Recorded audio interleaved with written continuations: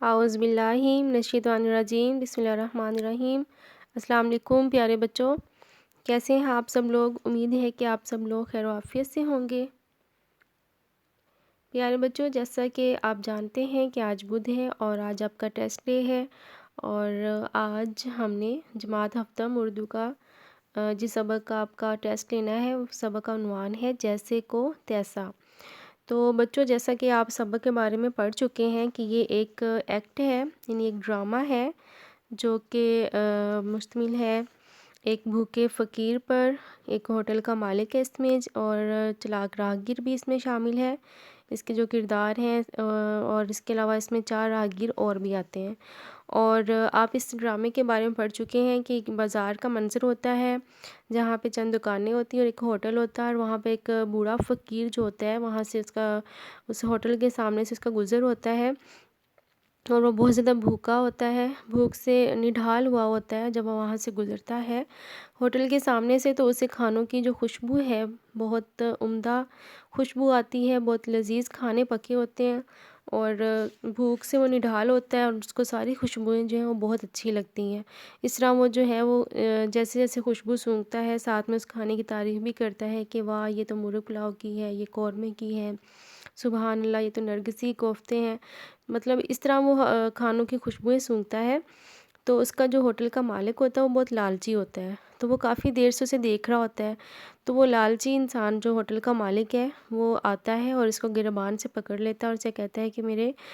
کھانوں کی تم نے خوشبو چرائی ہے، سو اس کے پیسے دو۔ تو فقیر بہت حیران ہوتا ہے کہ بھائی میں نے کیا کیا ہے، میرا قصور کیا ہے، میں نے کھانا تو کچھ کھایا نہیں، آخر میں کس بات کے پیسے دوں۔ تو اس طرح ان کا جھگڑا سن کے کچھ لوگ وہاں پہ جمع ہو جاتے ہیں، وہاں سے جو لوگ گزر رہے ہوتے ہیں وہ لوگ وہاں پہ اکٹھے ہو جاتے ہیں۔ تو ایک راہگیر وہاں سے چلنے والا گزر رہا ہوتا ہے ایک راستے سے انسان، تو وہ آ جاتا ہے، وہ ان سے پوچھتا ہے کہ آخر معاملہ کیا ہے۔ تو جب وہ اس سے ہوٹل کا مالک بتاتا ہے کہ اس نے میرے کھانوں کی خوشبو چرائی ہے اور یہ مجھے پیسے نہیں دے رہا، تو وہ جو راہگیر ہوتا ہے وہ فقیر کو ایک سائڈ پہ لے جا کے اس کے کان میں کچھ کہتا ہے اور ساتھ میں اسے کچھ سکے دے دیتا ہے، اور وہ فقیر دور سے ہی کھڑے ہو کر ان سکوں کو ہلاتا ہے، وہاں سے ان سکوں کی جو ہے وہ چھن چھن کی آواز آتی ہے، اور وہ جو ہوٹل کا مالک ہوتا ہے اس کا لالچ اور بڑھ جاتا ہے، اسے مطلب وہ کہتا ہے کہ مجھے پیسے ملنے والے ہیں۔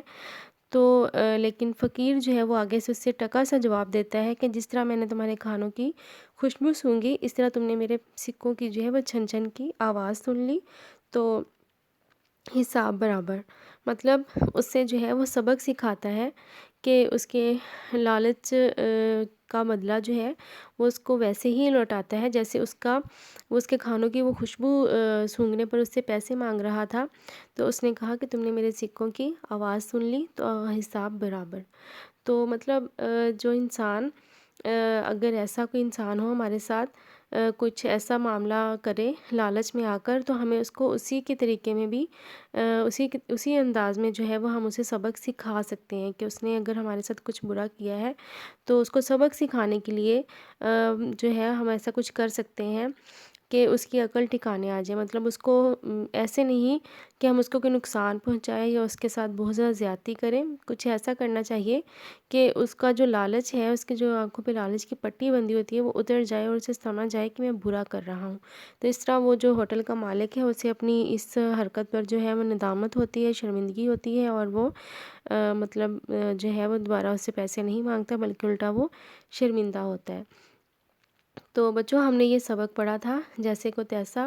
تو اب اس کو جو ہے میں نے آپ کو اس کی جو سٹوری تھی وہ بھی آپ کو شارٹلی بتا دی ہے، تو آئی ہوپ کہ آپ کو بہت اچھے سے یاد بھی ہوگا اس کے بارے میں، اور آپ نے اس کی بہت اچھے سے تیاری بھی کی ہوگی۔ تو اب ایسا کریں کہ اپنی جو ہے وہ نوٹ بکس اوپن کیجئے، اپنی اردو کی نوٹ بکس نکال لیں اور پیج ریڈی کریں، آج کے ڈیٹ اور ڈے مینشن کریں، مارجن لائن ڈرا کریں، اور آپ کے جو ہیں 2 سوالات درجل سوالات کے مختصر جواب دینے ہیں آپ نے۔ سوال نمبر 1 ہے، ڈرامے کا مرکزی خیال تحریر کریں،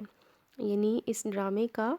آپ نے مرکزی خیال تحریر کرنا ہے، ٹھیک ہے۔ اس کے بعد سوال نمبر 2 ہے، ڈرامے کا خلاصہ لکھیے، اس کو آپ نے شارٹلی لکھنا ہے، مطلب آپ نے مختصر اس کے جواب دینے ہیں، بہت زیادہ لانگ نہیں دینے۔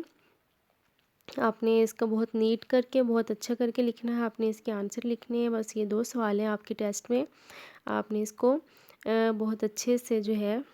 وہ لکھنا ہے، رائٹنگ بہت اچھی کرنی ہے اور بہت نیٹ نیٹ کر کے لکھنا ہے، ٹھیک ہے جی بچوں۔ ٹیسٹ آپ نے کر لیا، اس کے بعد آپ کا جو ہوم ورک ہے آج کا، آپ کا جو گھر کا کام ہے، آپ نے کیا کرنا ہے، جو سبق ہے آپ کا، میں آپ کی منتظر ہوں، اس کی آپ نے پڑھائی کرنی ہے، ٹھیک ہے۔ جو آپ کی نیکسٹ اس کا جو سبق ہے،